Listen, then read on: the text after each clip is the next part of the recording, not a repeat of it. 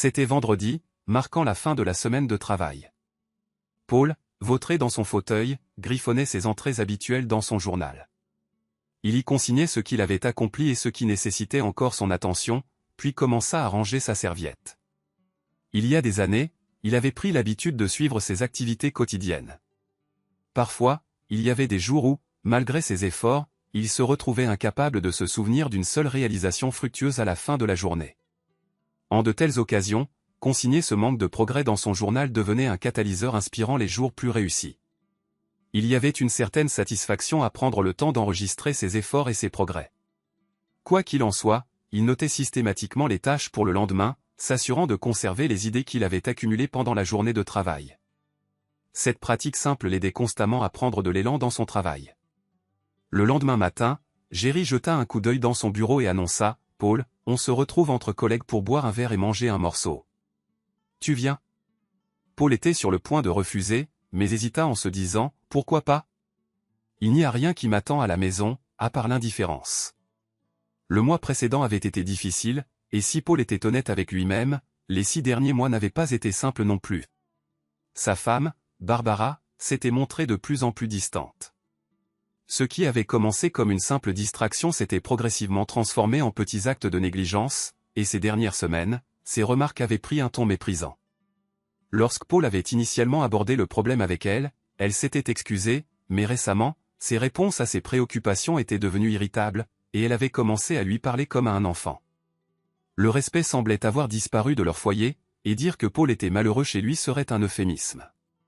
Pourtant, Paul pensait qu'il ne s'agissait peut-être que d'une phase passagère et appela sa femme pour l'informer qu'il rentrerait tard.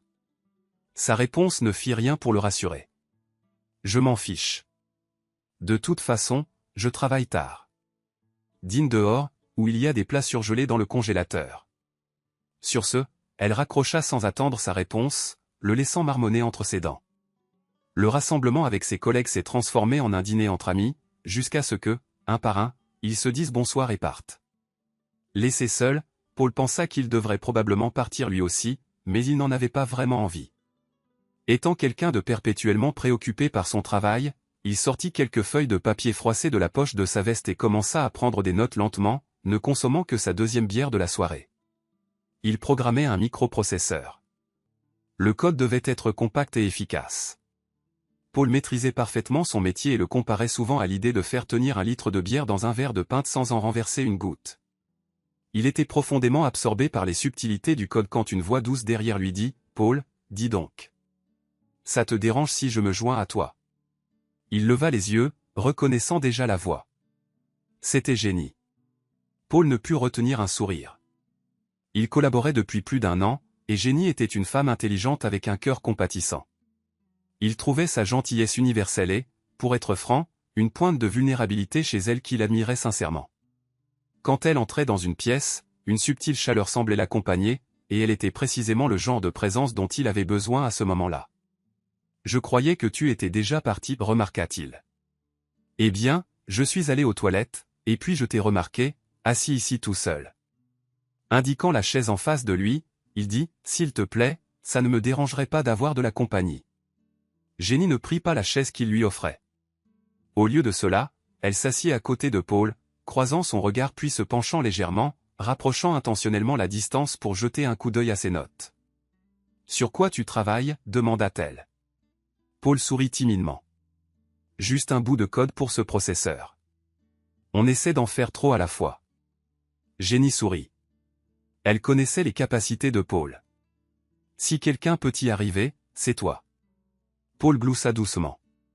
Dernièrement, il n'avait pas beaucoup entendu de compliments.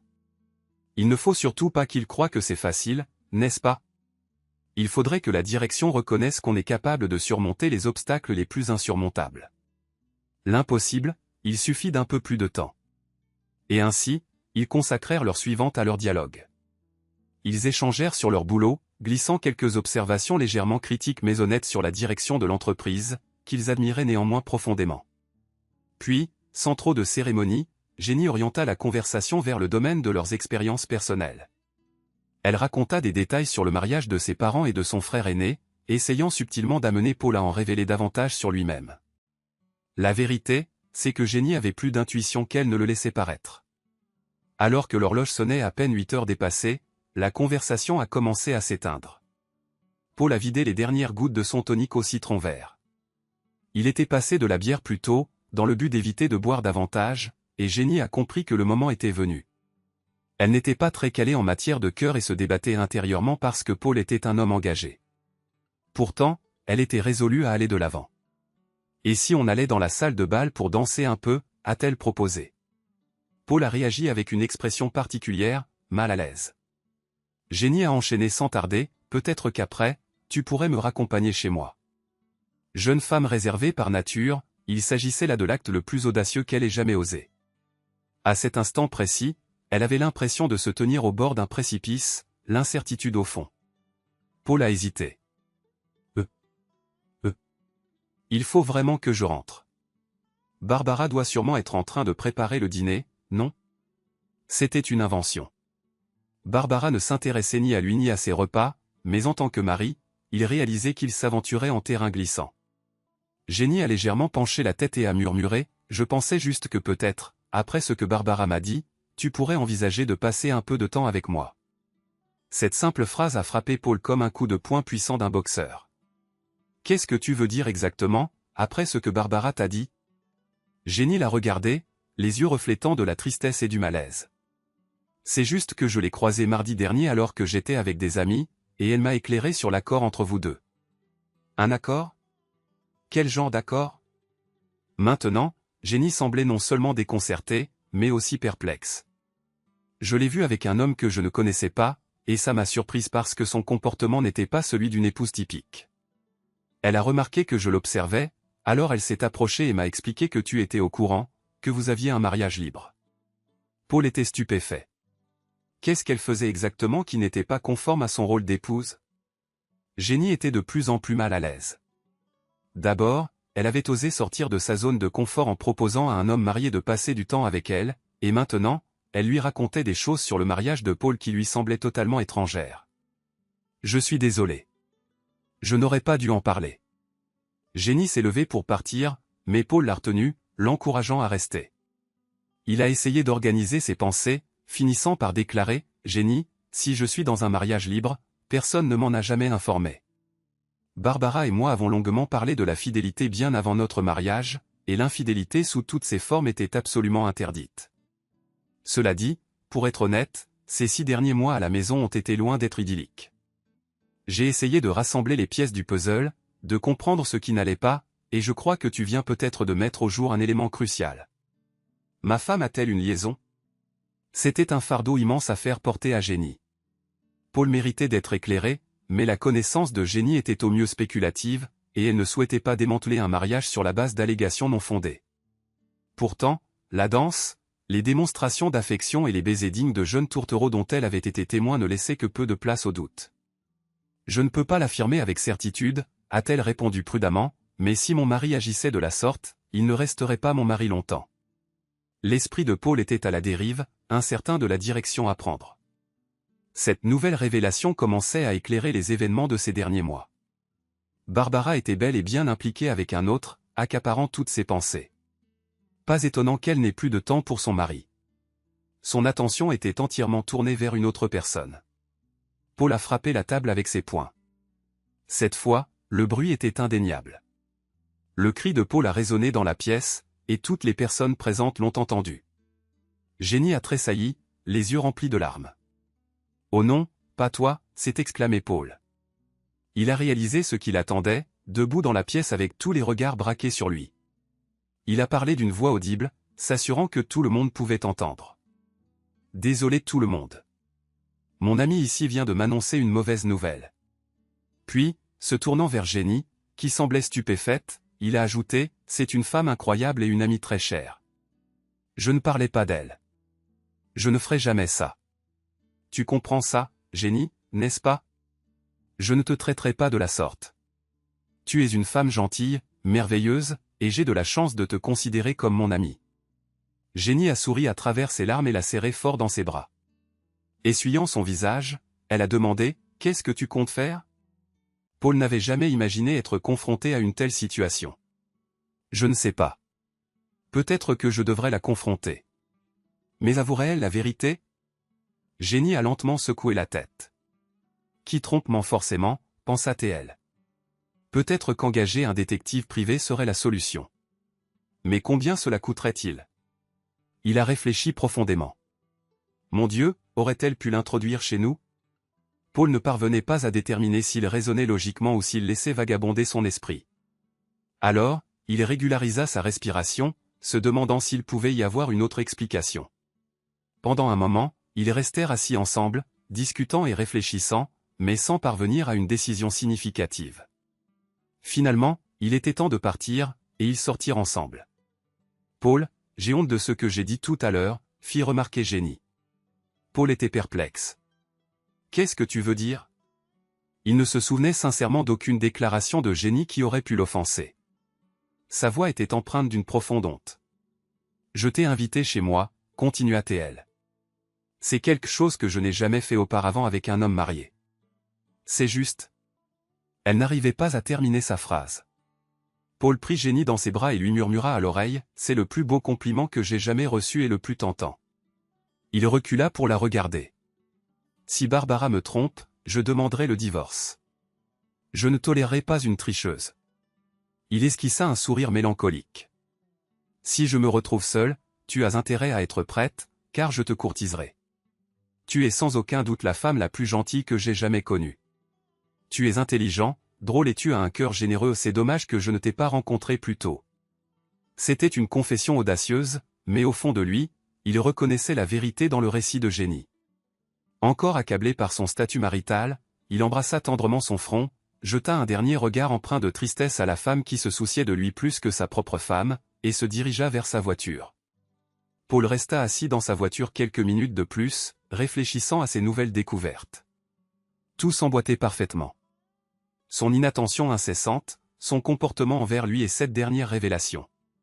Tout se mettait en place comme les pièces d'un puzzle grotesque. Allait-il la confronter, l'espionner ou simplement l'interroger directement? Il aspirait à la certitude. À cet instant, le doute était un adversaire aussi redoutable que les actions de sa femme. Il rentra chez lui, prêtant à peine attention à la route, se demandant quelle était la situation de Barbara. Était-il certain qu'elle était infidèle?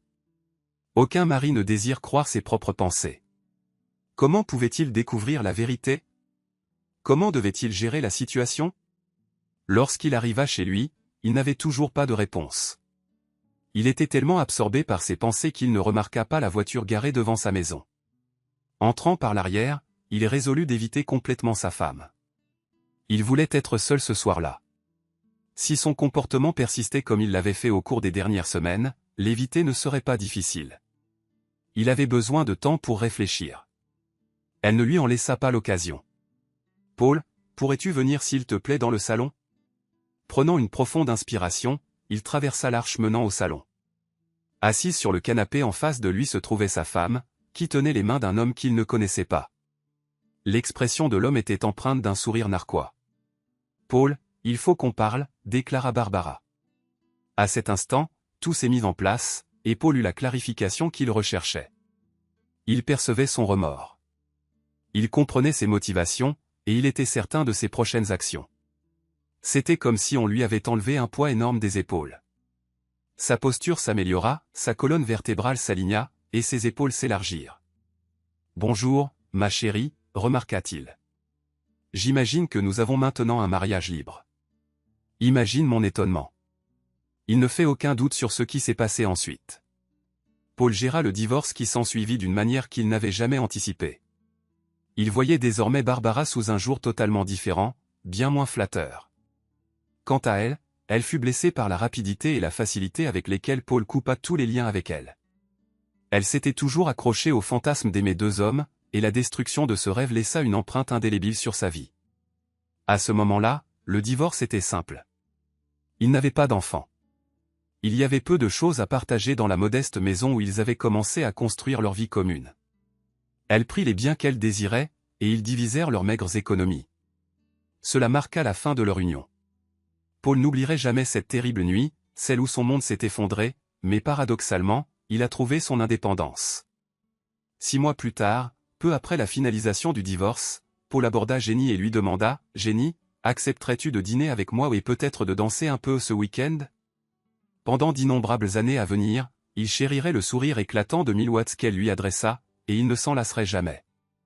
Ne soyez pas trop dur avec Jenny. Courir après les hommes mariés n'était pas sa pratique habituelle. Elle avait remarqué un homme qu'elle respectait et avait conclu qu'il méritait mieux. Dès que Paul fut libre, les événements se déroulèrent de manière fluide et naturelle. Sit there and I like build and rebuild until I settle on something that I'm happy with. So like every building that I've ever built has been built like 4 times. Jesus, fuck this crafting area. What? This is awesome. Why, thank you. Travis, Oh which my one? god. Can you show me? Oh. Okay, I can't. Oh, we have a ton of stuff over here too. Holy shit. Okay. What the hell? So How? here, I'll Welcome to Travis playing this game. here, I'll come meet you in the. So, the general concept, because I'm always trying to like figure out how to build something in a way that looks within the fiction, but also is functional, which is why Within I the don't really gameplay. like making, like rows of chests or something like that. So, They're not. Oh, they're there. yeah, what I'm trying to do here is you come in here. Wait, So wait, each one of where- these is where are you? categorized by like, To the left on the in the main out front, or to the right out front. yeah. Ah. Okay. So the idea is that like we've got 3 rows. So this is all like the one on the right is all animal byproducts. Then the center is all literally treasure. This is all trade items. So like all this stuff Holy shit. we trade in. Then the back wall is like natural resources. And then the final items left in your inventory would be anything that is processed. So nails, fabric, all of that kind of stuff. And then this is all like ores. So bottom Yeah. is processed, top is unprocessed, Okay. Cool. and then ash and coal from the hoppers. And then I'm working on figuring out this whole like crafting area. What do you mean the hoppers?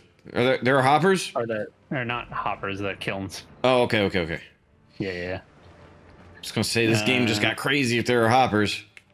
Yeah. So that's it. And then of course upstairs, I don't know what to do with this. I'm kind of anticipating that the game will eventually put in like mannequins and stuff like that. So at some point I would like to make this like all of our Jesus. mannequins and like armor, all that kind of stuff, and then across the way I'll do weapons and Jesus Christ. Yeah. then we're gonna have a central like walkway here with all of the shopkeepers and sellers, ending in a giant tavern at the very end. Hell yeah. How cool. What a Got great. the dance floor set out.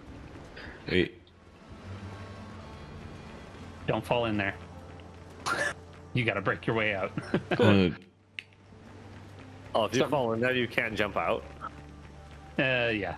One really cool, Don't ask me how I know. cool feature Travis was showing me was his flooring system over here that lets the smoke oh, rise out without letting you fall in. that's so smart. Yeah. That was And it another counts as spot being that outside. It does technically. Yeah. Yeah. Oh, that's too cool. Holy fuck, bro. Yeah. A lot of work. Well done. Do you have Yeah. a food area here? No, No food area. Okay. no. So I was going to work on the inn, because so here's the other neat thing. I've got the bonfire where I've got it, which is awkwardly up on this like column up here. Oh yeah. Because if you go into your build menu, you can see exactly where the white line ends, and it kind of like it almost ends like you can't. Oh. So within that bonfire radius is the only place where build materials will just automatically come out of their storage containers. As soon as you exit that, it doesn't work. Oh. So